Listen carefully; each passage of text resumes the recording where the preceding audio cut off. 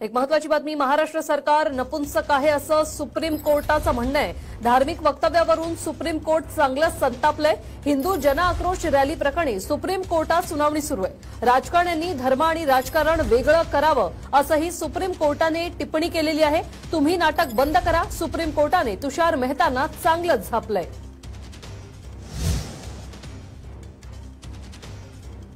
तर काय म्हटलंय नेमकं सुप्रीम कोर्टाने ते पाहूया। महाराष्ट्र सरकार नपुंसक आहे अशी टिप्पणी सुप्रीम कोर्टाने केलेली आहे। धार्मिक तेढ निर्माण करणाऱ्या संघटनांना सरकार जबाबदार आहे असं देखील सुप्रीम कोर्टाने म्हटलंय।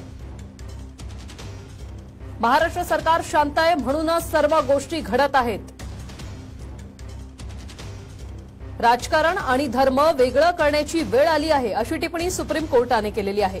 राजकारण्यांनी धर्म वापरणं बंद केलं तर हे सर्व थांबेल असंही सुप्रीम कोर्टाकडून म्हटलं गेलंय।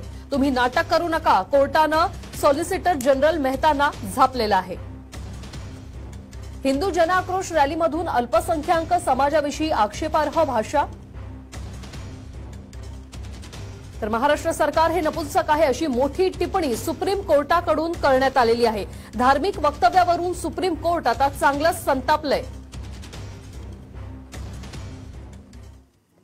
इतरही बातम्या आपण पाहणार आहोत अगदी एका छोट्याशा ब्रेकनंतर। मात्र ब्रेकवर जाण्यापूर्वी आमच्या विशेष कार्यक्रम